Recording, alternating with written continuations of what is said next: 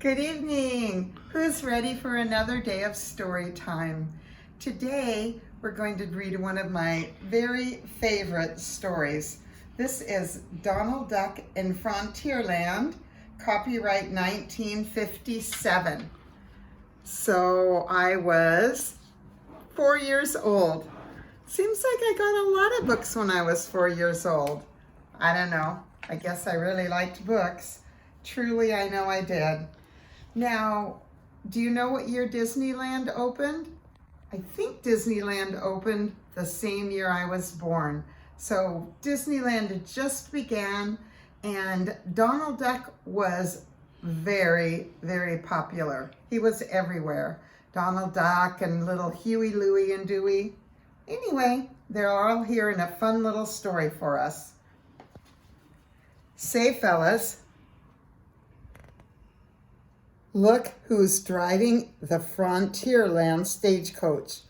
Huey pointed excitedly. Why, it's Uncle Donald, exclaimed Dewey. Then we can ride for nothing, finished Louie delightedly, and he stuffed his dimes back into his sweater pocket. But Louie was wrong.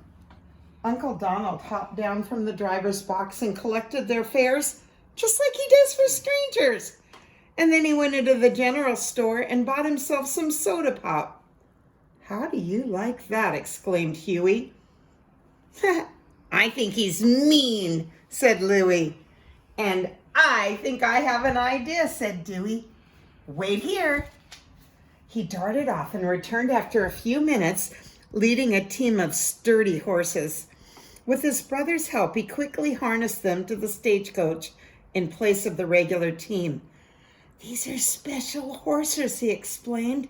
Buzzy the clown lent them to me. When you say, giddy up, they stop dead.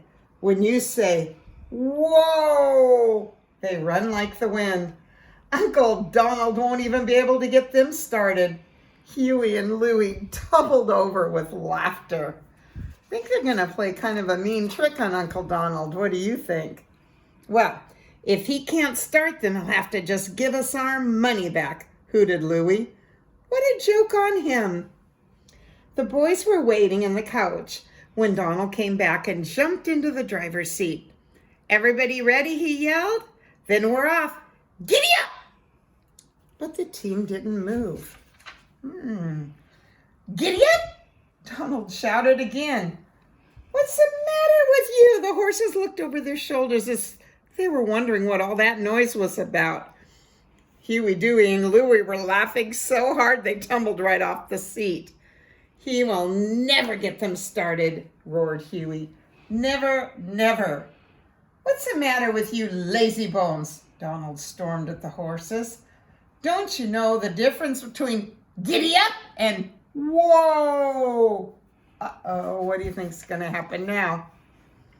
At the word whoa, those four horses leaped straight up into the air. When they came down, they were flying like rockets over the Frontierland trail. Donald was so surprised he almost dropped the reins. He didn't know four horses could run this fast. Whoa, he roared. Whoa, boys. Whoa, whoa, whoa. And of course, every time he said the word whoa, what happened? Right, the horses ran faster. Remember, these were trick horses that were trained to do everything backwards. Up and down the hills they streaked, swish, around curves that tilted. The coach went on only 2 wheels. Zoom!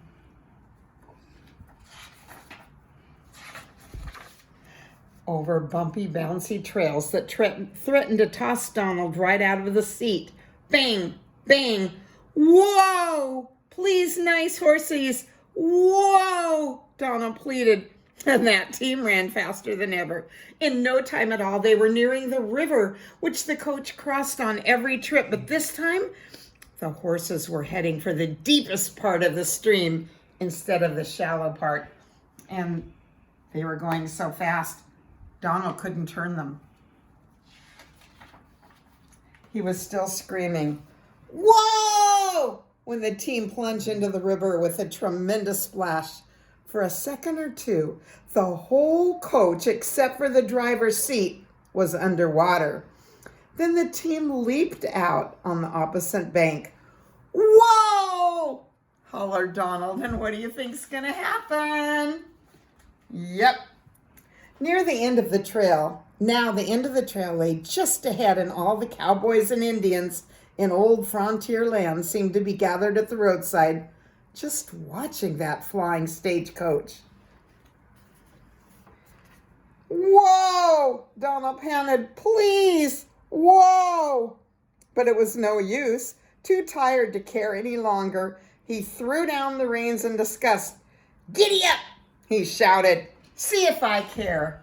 Now what's going to happen when he said giddy up? Because it's all backwards in this book. Sparks flew from the great iron shoes as the horses skidded to a halt. Donald clung to the driver's seat and barely missed tumbling into the arms of the Frontierland sheriff, who, along with all the other cowboys, was waiting at the hitch trail. Great trip, the sheriff exclaimed. He helped Donald down from the seat and shook his hand. You set a new speed record for this run. I bet he did. The door of the coach opened and 3 strange-looking figures stumbled out. It took a second to even recognize those practical jokers, Huey, Dewey, and Louie. They were so soaking wet. Their sweaters were torn, and they were covered with bumps and bruises from their heads all the way down to their toes. Aren't you proud of your Uncle Donald? The sheriff asked them. Just look at this medal he's going to get for the fastest trip ever made on the Frontierland stage. Donald grinned, pleased as punch, while the sheriff pinned the medal on him. But there was a strange gleam in his eye when he looked over at the nephews. Now I have something to say to Huey, Dewey, and Louie, he announced after thanking the sheriff. And I'm going to have to put them across my knee to say it. Uh-oh, gasped Huey. I think it's time for us to giddy up, finished Louie.